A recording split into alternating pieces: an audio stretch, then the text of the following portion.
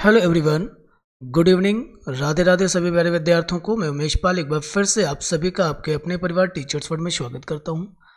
बेटा, एक बहुत ही महत्वपूर्ण सूचना आपके साथ शेयर करनी थी। वो ये है कि सीटेट का नोटिफिकेशन आउट हो चुका है और जिन भी विद्यार्थियों को सीटेट करना है, देना है, वो बिल्कुल तैयार हो जाए।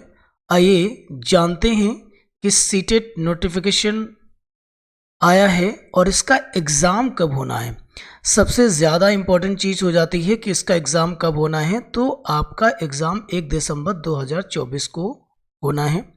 ठीक है, आप समझ रहे हैं कि अब से आपके पास लगभग 2.5 महीने का टाइम होगा और एग्ज़ाम आपका बहुत ठीक समय पर लगा हुआ है। लगभग आपके पास 2 से 2.5 महीने कंप्लीट टाइम है और ये ना ही तो कम समय है आपके सीटेट को के एग्ज़ाम के लिए और ना ही तो बहुत ज़्यादा है। जैसे लास्ट टर्म पे क्या हुआ था कि लगभग आपको 4 से 5 महीने का टाइम मिल गया था, तो बड़ा अच्छा टाइम था।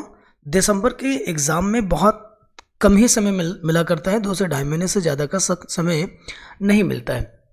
चलिए कुछ चीज़ों को समझते हैं, जानते हैं, थोड़ा सा ध्यान से चीज़ों को समझेंगे, है ना।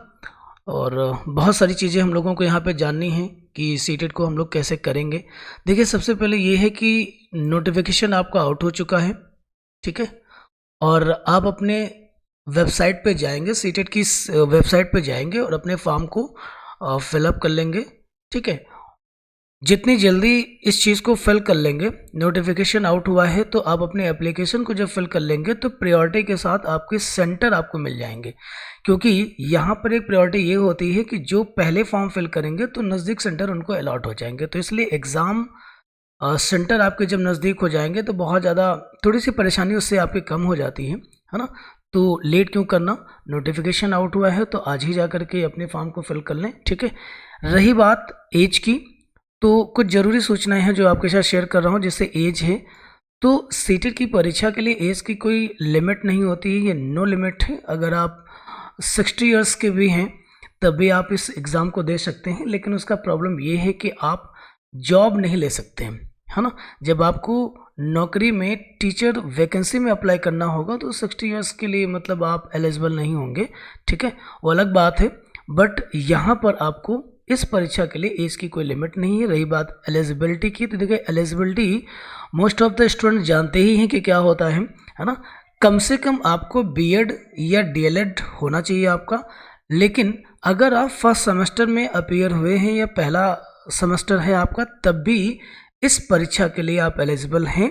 और वो सभी स्टूडेंट्स जिन्होंने अभी फर्स्ट सेमेस्टर किया हुआ है, एग्ज़ाम हुआ हो अथवा ना हुआ हो, आप अपीयर हुए हैं, ठीक है, तब भी इस एग्ज़ाम को आप दे सकते हैं। ठीक है, रही बात सिलेबस की, तो सिलेबस में बच्चा कोई भी चेंज नहीं हुआ है। जैसा कि अभी तक सिलेबस था वही रहा हुआ है ना।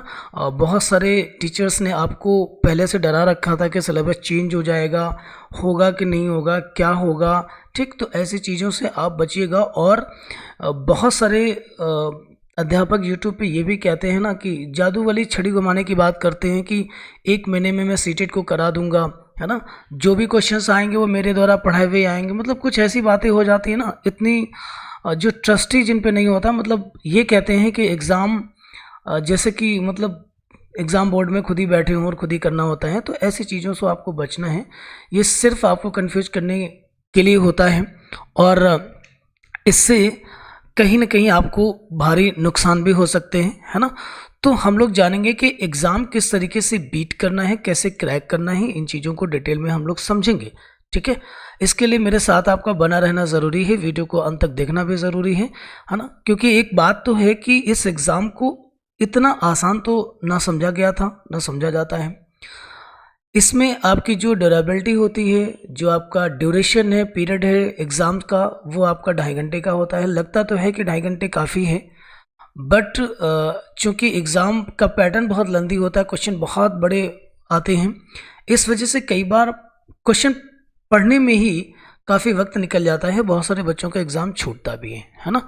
तो बहुत मजबूत स्ट्रैटेजी के साथ ही आपको सीटेट करना होगा। अगर आप ऐसा नहीं करोगे तो कहीं ना कहीं आप सक्सेस नहीं हो पाओगे। क्योंकि जान तो क्या है, कम से कम 22 से 23 लाख स्टूडेंट आपका सीटेट के एग्ज़ाम में अपीयर हो रहा होता है, ठीक है। और इनकी जो क्वालिफाइंग रेशियो है वो कम से कम 2 से 2.5 लाख है ना। पिछले 2 सालों से सीटेट का रिजल्ट तो काफ़ी गिरा हुआ है, तो आप इन चीज़ों को नोटिस कीजिएगा कि 22 से 23 लाख अगर स्टूडेंट अपीयर हो रहा है, 2.5 से 3 लाख स्टूडेंट क्वालिफाई कर रहा है, तो ये परसेंटाइल बहुत कम है। इसका मतलब है कि सीटेट की जल्दबाजी में तैयारी ठीक नहीं होगी, कुछ है जो मिस हो रहा है। इन्हीं चीज़ों पर हम लोग डिटेल चर्चा करेंगे, ठीक है। और एग्ज़ाम नेचर क्या होता है, तो देखिए एग्ज़ाम आपका क्वालिफाइंग नेचर होता है। आपको 90 मार्क्स जनरल कैटेगरी में लाने होते हैं क्वालिफाई करने के लिए, और अगर आप कैटेगरी में हैं तो आप 82 मार्क्स या जो भी आपका रिजर्वेशन कोटा है उस हिसाब से आपको नंबर कम भी हो, जो क्राइटेरिया है उस हिसाब से क्वालिफाई करते हैं, ठीक है। दूसरी बात है कि इसमें कोई नेगेटिव मार्किंग नहीं होती है, नो नेगेटिव मार्क्स है, इसलिए आप 150 क्वेश्चंस में से सारे अटेम्प्ट करेंगे। तो ये सब चीज़ें हम लोग यहाँ पे समझेंगे। और ध्यान रखिएगा कि अगर आप हमारे साथ जुड़ेंगे, पढ़ेंगे, तो ये सच है और 100% है कि मैं कोई बेटा कोर्स नहीं बेच रहा हूँ। जो मैंने आपको कहा कि आप मेरे साथ रुकें और सीटेट की प्रिपरेशन करें, मैं आपको फ्री ऑफ कॉस्ट प्रिपेयर कराऊंगा, और ऐसे जैसे कि पेड कोर्स है ना, पूरी ईमानदारी के साथ आपको कंप्लीट सीटेट कराऊंगा आपको। तो सीटेट अगर आप पढ़ेंगे, हमारे साथ जुड़ेंगे, तो बिल्कुल पेड कोर्स वाला मटेरियल चीज़ें आपको यहाँ से मिलेंगी। तो ज़रूर ज्वाइन करें और सीटेट पहली बार में ही पास करेंगे, ये मेरा वादा है, ठीक है। आइए कुछ और डिटेल्स को समझ लेते हैं, ठीक है। डिटेल्स को समझेंगे क्या है कि सेंट्रल टीचर एलिजिबिलिटी टेस्ट ने क्या किया है कि ऑनलाइन एप्लीकेशन आपका 17 सितंबर से शुरू हो रहा, 16 अक्टूबर तक ही ये होना है। लेकिन आप 16 अक्टूबर का इंतज़ार नहीं करेंगे, क्योंकि एप्लीकेशन पहले करेंगे तो आपके सेंटर आपको नज़दीकी मिल जाएंगे, ठीक है, जो आपके शहर के आसपास के होंगे। एप्लीकेशन आपका 16/10 को 12 बजे से पहले ही वाइंड अप हो जाएगा, क्लोज हो जाएगा। फीस सबमिशन आपकी 16 अक्टूबर ही है, 12 बजे तक आपका क्लोज हो जाएगा। फिर रिपीट किया जा रहा है कि आपका जो डेट ऑफ एग्जामिनेशन है वो 1 दिसंबर को है। तो मतलब आप देखेंगे कि एक कम्प्लीटली आपके पास अक्टूबर है और नवंबर है, ठीक है। डेट ऑफ एग्ज़ाम को समझते हैं कि 1 तारीख को जब एग्ज़ाम होगा तो बेटा फर्स्ट मीटिंग में आपका पेपर सेकंड है, और पेपर फर्स्ट आपका सेकंड मीटिंग में ही इवनिंग टाइम पे होगा। मॉर्निंग में आपको 9:30 to 12 नून के बीच ये पेपर होता है, ठीक है। और 1 घंटे पहले यहाँ पे पहुँचना होता है। रिपोर्टिंग टाइम लगभग आपका 1 घंटे पहले होता है। जहाँ भी आप जाएंगे तो 8 से 8:30 बजे अपने सेंटर पहुँच जाएंगे, ठीक है। वो तो एग्ज़ाम के टाइम में चीज़ों को आपको बताऊंगा कि कैसे क्या करना है। फ़िलहाल तो ये है कि इस तरीके से आपको वहाँ पे टाइम देखने को मिलेगा, जो सीटेट के लिए आपके 2.5 घंटे का टाइम होगा, ठीक है। आगे आते हैं, डिटेल्स समझते हैं पेपर 1 के लिए और पेपर 2 के लिए। और इसमें क्या है, ये फी डिटेल्स हैं। तो अगर आप ओबीसी जनरल कैटेगरी में हैं और दोनों फॉर्म फिल करते हैं, फर्स्ट एंड सेकंड, तो आपको 1000 पे करना है, और सिंगल करना है तो आपको 1000 पे करना है, दोनों करना है तो आपको 1200 पे करने हैं, ठीक है। बाकी आप SC/ST में आपको 500 फीस आ जाती है और 600 आ जाती है दोनों पेपर के लिए, क्लियर है ना। वैसे जो बीएड एस्पिरेंट्स हैं उन्हें सिर्फ और सिर्फ पेपर 2 ही फिल करना चाहिए। पेपर 1 कुछ लोग करते हैं लेकिन वो तुम्हारे लिए ठीक नहीं है। पेपर जो DLED स्टूडेंट हैं वे लोग भी, वे तो दोनों डाल सकते हैं, दे सकते हैं, लोग देते भी हैं, है ना। लेकिन जॉब पर्पस से अगर देखें तो वैकेंसीज भी उन्हें प्राइमरी की ही देखने को मिलनी है, इस वजह से उन्हें जूनियर का भी कोई मतलब नहीं होता। मीन्स पेपर 2 देने का कोई फिलहाल अर्थ नहीं होता, बाकी आपकी इच्छा, देना चाहें तो दे सकते हैं, ठीक है। ओनली फॉर पेपर 1 सिलेबस को जानते हैं, ये आपका पेपर 1 का सिलेबस है। देख लो कि आपके परीक्षा में क्या क्या चीज़ें पूछी जानी हैं। सबसे पहला सब्जेक्ट आपका आएगा child development and pedagogy, compulsory subject है आपका, सबके लिए 30 क्वेश्चंस होंगे, 30 मार्क्स मिलेंगे आपको। फिर आपका मैथमेटिक्स आएगा, कंपलसरी ये भी है। पेपर 1 की बात कर रहा हूँ, उनके लिए बात कर रहा हूँ जो विद्यार्थी DLED हैं अथवा BTC हैं, ठीक है। उन्हें 30 क्वेश्चंस देखने को मिलेंगे। 30 क्वेश्चंस आपको यहाँ पे 30 मार्क्स भी आपको यहाँ पे मिलेंगे। मैथमेटिक्स का सेक्शन यहाँ पे ऐसा होगा कि आपका टोटल 30 क्वेश्चन है, तो 15 क्वेश्चन आपके होंगे जो कह सकते हो कि मतलब न्यूमेरिकल वैल्यूज़ पर डिपेंड करेंगे, बेस्ड होंगे, और 15 क्वेश्चंस की आपकी पेडागोजी होगी। तो मोस्ट ऑफ द स्टूडेंट्स के लिए मैं आपको ये बोलना चाहूँगा कि यहाँ पर आप पेडागोजी कॉन्सेप्ट को सबसे ज़्यादा मजबूत बनाएं, क्योंकि हर सब्जेक्ट में आपकी 50% की पेडागोजी होती है। एनवायरमेंटल स्टडीज़ आप करेंगे यहाँ 30 क्वेश्चंस 30 मार्क्स। लैंग्वेज फर्स्ट और सेकंड आपका कंपलसरी होता है। यहाँ पर करीब 18 से 20 लैंग्वेज होती हैं, वो सब अपने लोकेलिटी और स्टेट के हिसाब से होती हैं। ऑल ओवर इंडिया लेवल पे आपका ये एग्ज़ाम है, तो जिसकी जहाँ पर जो होती है, फ़िलहाल हम अपनी बात अगर यहाँ पे करेंगे, है ना, तो आप लैंग्वेज फर्स्ट में मोस्टली आप हिंदी लेते हैं और लैंग्वेज सेकंड आप इंग्लिश या संस्कृत लेते हैं। चॉइस कर लीजिएगा, नोटिफिकेशन देख लीजिएगा, तो आपको पता लगेगा कि हमारे लिए क्या करना है। ठीक है, यहाँ पर आपको 30 क्वेश्चंस लैंग्वेज के मिलेंगे। दोनों लैंग्वेज को मिला करके आपको 60 क्वेश्चंस और 60 नंबर यहाँ पे आपको मिलेंगे। ठीक है बेटा, बात समझ में आ गई होगी मुझे उम्मीद है। और थोड़ा सा ध्यान रखना है कि आपको 150 क्वेश्चंस आपको देखेंगे यहाँ पर, और 150 मार्क्स के लिए देखेंगे, जिसमें आपको क्वालिफाई करने के लिए सिर्फ और सिर्फ 60% चाहिए होता है। मीन आपको 90 नंबर लाने होंगे। ठीक है, अब आएंगे पेपर 2 के लिए, है ना। देखिए ये बेटा जो था वो जो विद्यार्थी आपके बीटीसी या डीएलएड हैं, पेपर 1 के लिए ये सिलेबस था। ठीक है, पेपर 2 में चेंज आ चुका है। अब यहाँ पर वे स्टूडेंट्स फिल कर रहे हैं या अपीयर होंगे इस एग्ज़ाम में, इस पेपर के लिए, जो बच्चे बीएड है ना। बीएड को पेपर 1 देने की कोई ज़रूरत है नहीं, क्योंकि ऑलरेडी सुप्रीम कोर्ट के आदेश के बाद बीएड प्राइमरी से बाहर है। तो मुझे नहीं लगता कि आपको पेपर 1 के लिए तैयारी करनी चाहिए। आप पेपर 2 पे फोकस करें। पेपर 2 आपका उच्च लेवल का है, लेवल आपका ठीक होगा। ठीक है, यहाँ पे देखिए साफ शब्दों में लिखा है कि ड्यूरेशन ऑफ एग्जामिनेशन 2.5 आवर। ठीक है, स्ट्रक्चर एंड कंटेंट आपका कंपलसरी है, वो हम लोग यहाँ पे देखते हैं। आपको भी pedagogy, child development pedagogy compulsory 30 questions और 30 मार्क्स पे देखने को मिलेगी।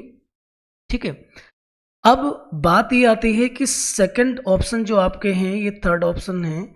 यहाँ पर जैसे बीएड से पहले अगर आपका ग्रेजुएशन में मैथ्स और साइंस का बैकग्राउंड रहा है, या यूँ समझें कि साइंस स्ट्रीम रही है आपकी, तो वहाँ पर आपको मैथ्स और साइंस के टोटल 60 क्वेश्चन देखने को मिलेंगे। ठीक है, और अगर आपका ग्रेजुएशन आर्ट स्ट्रीम से रहा है, तो सोशल स्टडीज़ या सोशल साइंस जिसको आप कहते हो, उसमें उस सेक्शन से आपको 60 क्वेश्चंस देखने को मिलेंगे। स्टूडेंट्स को बहुत यहाँ पर समस्या है, उसे लगता है कि मुझे क्या पढ़ना चाहिए, क्या नहीं पढ़ना है, मेरा बीएड किससे है या ग्रेजुएशन किससे है, मैं एसएसटी में क्या पढ़ूंगा, या साइंस आएगा कि नहीं आएगा।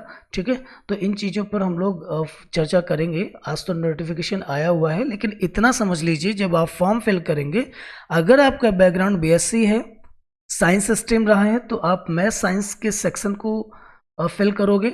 अगर आपका ग्रेजुएशन आर्ट स्ट्रीम से है, तो फिर आप साइंस आर्ट स्ट्रीम को आप डन करोगे या एसएसटी वाले सेक्शन को फिल करोगे। ठीक है, लैंग्वेज में वही बात आ जाती है कि लैंग्वेज आप फर्स्ट और सेकंड में जो चूज़ करेंगे वही आपको यहाँ पे करनी होगी, और दोनों से मिला के आपको 60 क्वेश्चंस यहाँ पे देखने को मिलेंगे विद इन 2.5 घंटे। 2.5 घंटे में आपको 150 क्वेश्चंस मिलेंगे और 150 मार्क्स मिलेगा। ठीक है, तो और एक चीज़ का ध्यान रखना है कि लैंग्वेज को लेकर के बच्चों में बड़ी मतलब डिलेमा है, बहुत परेशान रहते हैं इस चीज़ को लेके कि मुझे ऑप्शनल में लैंग्वेज में पेपर 2 के लिए लैंग्वेज सेकंड के लिए क्या चूज़ करना चाहिए। तो एक बात बेटा ध्यान रखना है कि लैंग्वेज सेकंड आप वही चूज़ करें जिसको लेकर के आप अवेयर हैं, आप जानते हो। ये नहीं आप कई बार इस बिहाफ पे चूज़ करते हो कि अगर मैं संस्कृत ले लूँगा तो वो बड़ा इजी होगा, हिंदी को कनेक्ट करेगा, है ना, इंग्लिश बड़ा टफ होगा। ये मैटर ही नहीं करता है। यहाँ पर ये यूपी टेट के लिए तो मैटर करता भी है, यहाँ बिल्कुल नहीं करता। प्योर संस्कृत आपको यहाँ देखने को मिलेगी, कॉम्प्रहेंशन और पेडागोजी बेस्ड आपकी लैंग्वेज होती है। इस वजह से आपको ये सब चीज़ें ध्यान नहीं देनी चाहिए। ध्यान क्या देनी चाहिए कि मेरा इंटरेस्ट किस में है और किस लैंग्वेज के टच में अब तक हम रहे हैं। देखिए, जो भी लैंग्वेज आपके टच में है उसे तो आप सीख लोगे, लेकिन जो टच में ही नहीं है उसे आप नहीं सीख सकते हो, ठीक है। उसमें आप अच्छा परफॉर्म नहीं कर पाएंगे, है ना।